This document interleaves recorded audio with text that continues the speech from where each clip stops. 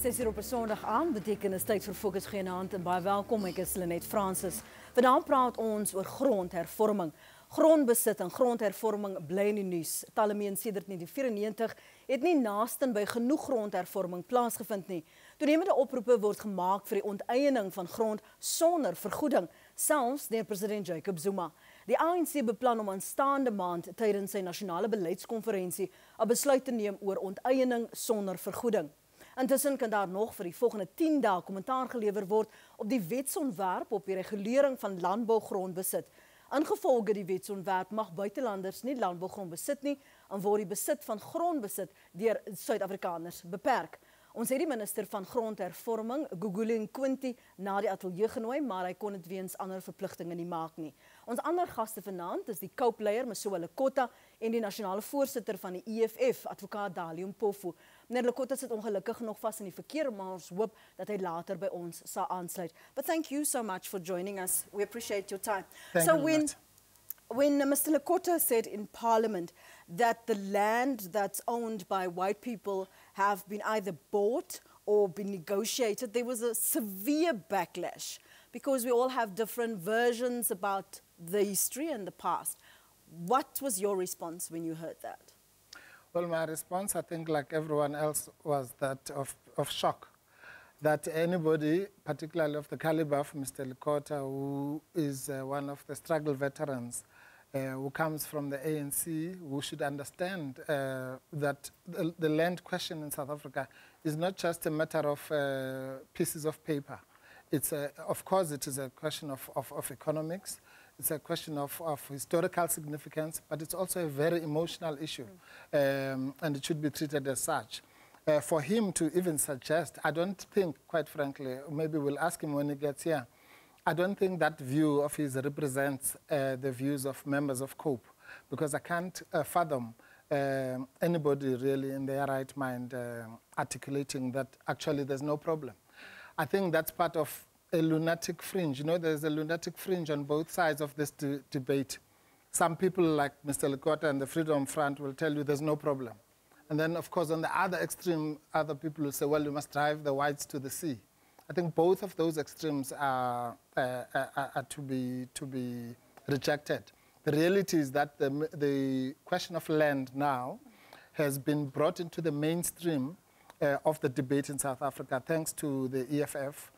You know, even 5 years ago, this was not a central issue, but we've brought it into the mainstream to the extent that if you even find the ANC now trying to mimic what we're saying. And I can tell you that even the DA is beginning to make some of the right noises. When we raised this issue in Parliament, we were pleasantly surprised that other parties, the UDM, the AIC, and of course the PAC, which also championed this for a long time, were in support, except of course for the Freedom Front and Mr. Lekota. So I would really hope that he'll be here in time to give us his interpretation of that and why he believes there was such a backlash. But you touched on this being such an emotional issue. How come when we've had a process that seemingly from the start had worked, we had people lodging claims saying that there's this the policy of willing buyer, a willing seller. A government was quite optimistic, saying that progress is being made.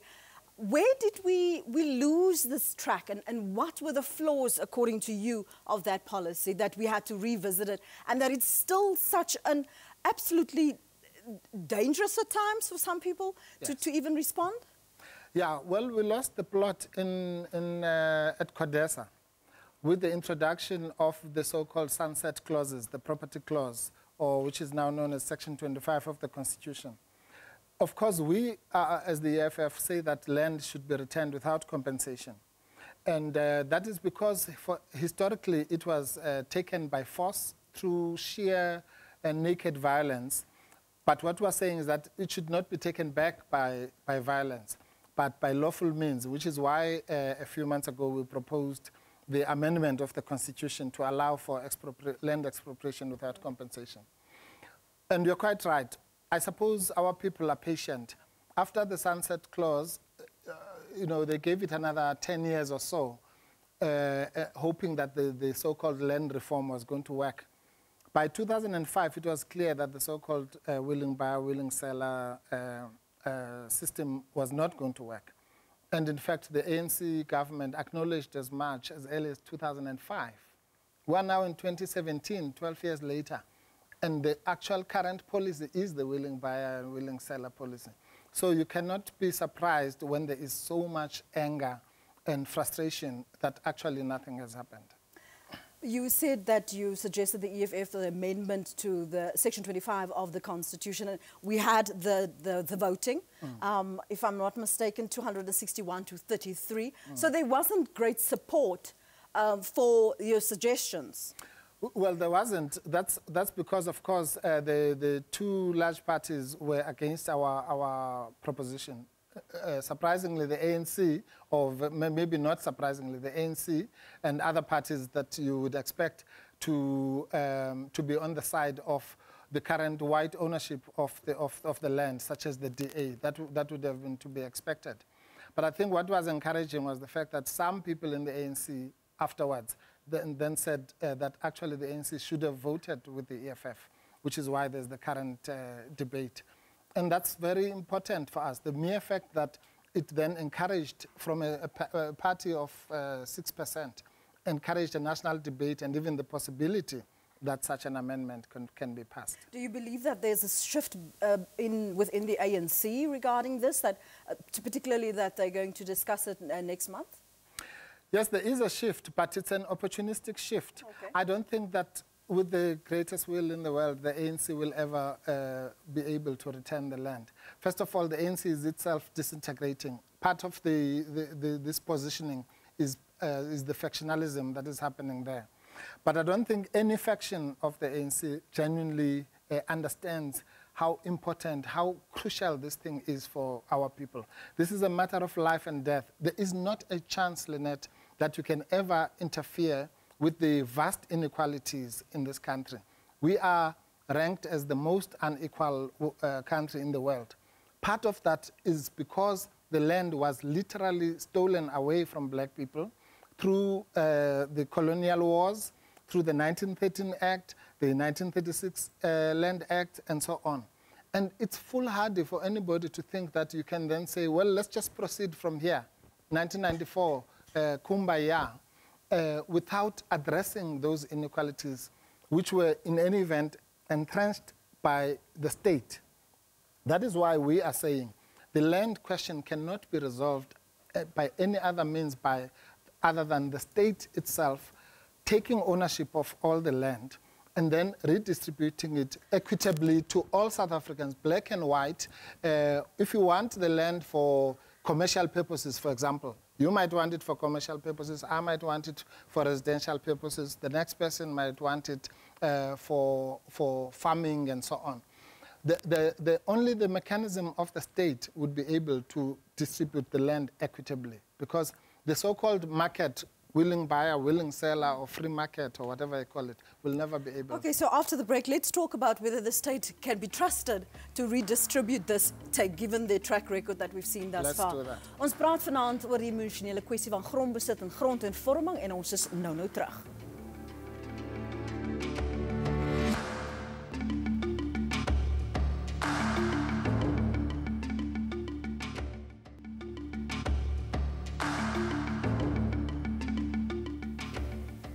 Die kwessie van grondbesit en grondhervorming is nog lank nie opgelos nie en vanaand praat ons daaroor. So just before the break, I said we'll touch back onto the state and whether they can be trusted.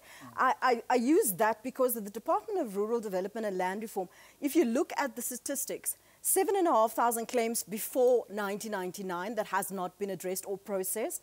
Then we had the period of 2014 to 2016, over 140,000 that still has not been addressed. So you have all those claimants still waiting for some kind of feedback, some kind of acknowledgement. And you are suggesting that we entrust this process back into the state's hands. Yeah, the reason for that is exactly what I've just said. It is because the system that they put into place of so-called land claims and then going to court and all the nebulous processes that take place is what has caused the bottleneck. What I'm suggesting is a very simple situation which is a system that we use, by the way, for all sorts of other commodities. We use it for electricity, we use it for roads, for water, and so on. Namely that the state takes the full ownership of the asset. And then, of course, the state, what is it going to do with it? It's not going to play around with it. The only thing it can do is to ensure that there is equitable redistribution. That is the only peaceful way by which land can be restored back to the ownership of the people as a whole. And as I say, black and white. So that in terms of, you don't have the skewed system, which was introduced by the Land Acts that I have mentioned, whereby black people owned 13% of South African land, and even then, barren land, the so-called homelands. And the most productive, the most fertile parts of the land was transferred to white people. That did not happen by the grace of God. It was direct state intervention, firstly by legislation. It was the institutions such as the Land Bank that made sure that farmers are given favorable terms and so on. So if the reversal of the black land ownership was done by the agency of the state, it is the same democratic state this time which must reverse the problem. Mr. Lekota seems to have joined us telephonically. He's unfortunately still stuck in traffic. He's ongelukkig kon hy nog nie vir ons hier aansluit in die ateljee nie, maar ons praat nou telefonies met hom. Good evening, Mr. Lekota. Thank you so much that you're able to join us telephonically. You missed just of a lot of the points that Dali Mpofu has made thus far, but he alluded to the fact that he thinks you live in a lunatic world where you believe there's no problem with land issues and land distribution in South Africa. Well, look, ma'am, I must make the following point. The first point to make is that we must stop the false propaganda that white people came out of Europe to come and steal land of the people of South Africa. What actually happened is that Europeans discovered South Africa quite by coincidence. They were going to the east for spices and things like that. So we must stop this false propaganda. It must simply stop because we are poisoning the spirit of our people. The second point to make is that when once contact had been made, in the initial phases, there was peace treaties arranged with the Khoi, who were the original occupants of the South. And out of that flew a non-racial policy. Of course, there were slaves brought from the Philippines, from Malay Peninsula, and all of that. The Cape, for a long time, had a qualified franchise. Whether you were black or white, you qualified either by property, ownership, quantities, levels of education, and things like that. That is how many people acquired land under title. Now, for the better part after that, especially when contact was made with the Bantu-speaking groups, tribes of Southern Africa, wars were fought, peace treaties were signed, but the qualified franchise, which the English had introduced, remained the order of day. And that's how all of us acquired, black and white acquired land, even later on in the northern colonies of the Free State and Transvaal. Now, the first known major dispossession by state was the 1913 Land Act. If you look into the Constitution, it says that all the people who lost their property and still had the titles of those times must bring it in, and the state will intervene and hand back all the landed property that was taken under that legislation and any subsequent legislation. And the Constitution empowers the state not to take land without compensation. The state has to, because the white people were not, families were not given freebies of land. Let us get rid of that nonsense. White people were given access to buy the land. And many of these farms, you can go, because the land that was taken from blacks was registered in the deed offices. The records are there, and that's how we've been able to identify who lost what land and gave back to them. Minister Mpofu was reported to Parliament not long ago, 2 years back, I think, how that huge amount of land were handed back with people that had title. But unfortunately, many of them did not want to take the land because they didn't have the skills that have lost over time. Now, and the law still says the state is still empowered today. When it identifies land that has not been used and all of that, it can be zoned for survival of the people of this country, for their betterment and all of this. That whole section of the Constitution deals with the question of the land. We could never have decided that there should be no land made available to blacks. As a matter of fact, there's large tracts of hectares and hectares of land that is still in state hands. And while the government is not handing that out, you can't hand land out as a freebie. There has to be terms. Let the government work out for the rest of the other people how that land can be handed back to other people. So let me quickly interrupt you there, because after the break, I want us to continue talking about the EFF's suggestion about expropriation without compensation. You touched on the terms a moment ago. When we come back, we'll allow Dali to respond briefly, Dali, to what you had said. En net hierna as ons terug, moenie weggaan nie. Ons praat nou verder oor grondhervorming.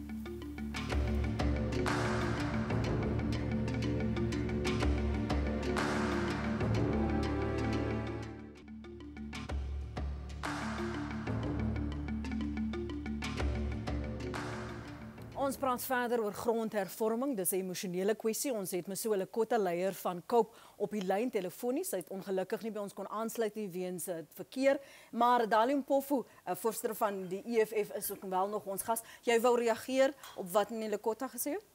Yeah, no, I think Mr. Lekota unfortunately has lost it.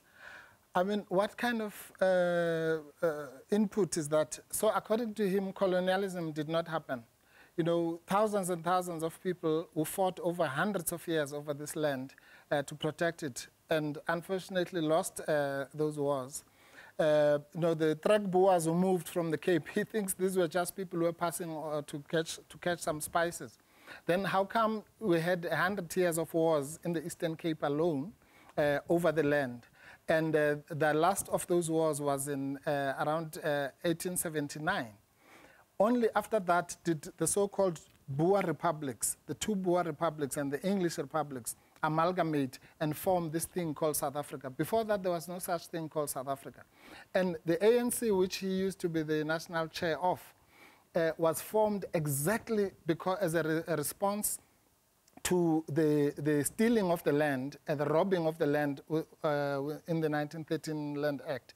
And this thing about the koi is the red herring that Mr. Lekota has been learning from the Freedom Front. The koi are Africans. We say Africa, all of it belongs to all Africans. It doesn't matter if you were in Zimbabwe or Kenya. There were no such things. So the koi are part of us, and if they owned a part of the Cape, well and good. Other African people owned other parts. That's not what we're about.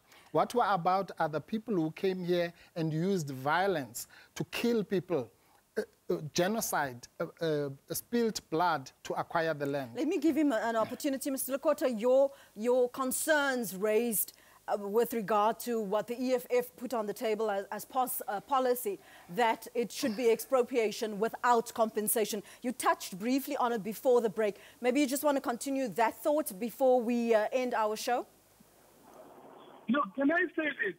I'm really disappointed that Advocate Mpofu is using the word steal.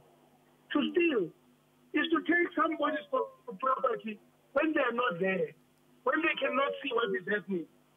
Now, and to rob? we fought the wars of dispossession. That's the history I was taught by the ANC. The wars of dispossession, we tried to defend our freedom when the white people came, but we lost. In a similar way, previous to that, the Bantu-speaking tribes arrived from the northern part of the continent, from the Great Lakes. They founded the Khoikhoi. With all due respect, Mr. Lekota, I don't want us to derail by getting caught up in historical facts for the moment. Can I quickly ask you to, sorry to interrupt you, I just want us to get back to the discussion about expropriation without consumption. Compensation. We lost to them. Sir, Okay. Mr. I don't know if you can hear. You can. The ANC was formed in 1912. Mr. Lekota, I don't know if you can hear me clearly. I really don't want us to get caught up in everybody's versions of history. Let's just get to expropriation without compensation, the suggestion of the EFF, please. No. Once you talk expropriation without compensation, you have to account. Look, I want to give Mr. Mpofu an example. In the Free State, is a former slave Opperman who escaped from slavery in the Cape and came to the Free State. Established himself there, bought and owned land in the Free State Republic, Orange River range. That property of the Opperman, he was not a white man. He was mixed blood. He was a former slave. The reason he could own land was because there was no discrimination in terms of ownership of land. The first time there was discrimination was when the 19th century land were passed by J.D.M. Herzog. Now, he kept the land was stolen. We, Basotho, fought a number of wars as well, and were defeated by the whites.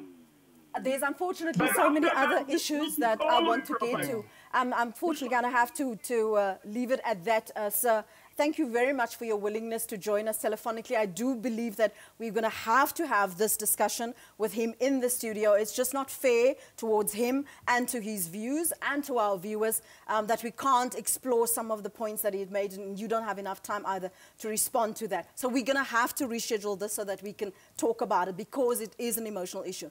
I just briefly ask you, has the proposal with the amendments, the land reform amendments the bill that we have now, has it gone far enough? No, it certainly hasn't gone far enough. And what 30 seconds, eh? Yeah, what we have done, if you remember, the very first thing we did as the EFF when we got to Parliament was to offer the 6% to the ANC so that we would have the requisite 66.6% to amend the Constitution. They turned it down. Last year, after the local government elections, we made the same offer to the ANC. They turned it down. In February this year, we made it again in Parliament. They turned it down. So it's quite clear that the solution does not lie with the ANC, and the solution is going to be our people expressing this issue and not pandering to the likes of Mr. Lekota's historical mix-up. We have your confirmation that you'll join us again when we can organize him in the studio. Thank you so much.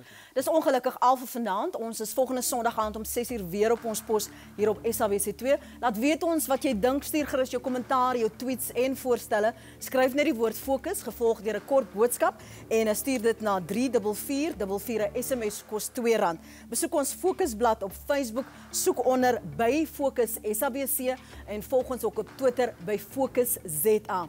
Laat kom daardie e-pos, daardie kommentaar, dalk kan ons dit gebruik vir die volgende gesprek wat ons wel hoopelik gaan hê met die EFF en met Cope. Hulle het beloof dat hulle albei hulle sal verbind. Dit is belangrik dat ons weer hieroor praat en jammer dat hy nie by ons in die ateljee kon aansluit nie. Maar baie dankie vir die saamkyk en die terugvoer. Waardeer die betrokkenheid en jammer dat ons net grootendeels vanaand net Engels moes praat, maar dit was net vir die vloei van die gesprek. Tot volgende Sondag aan dan weer om 6uur. Sien jou dan. Mooi weer.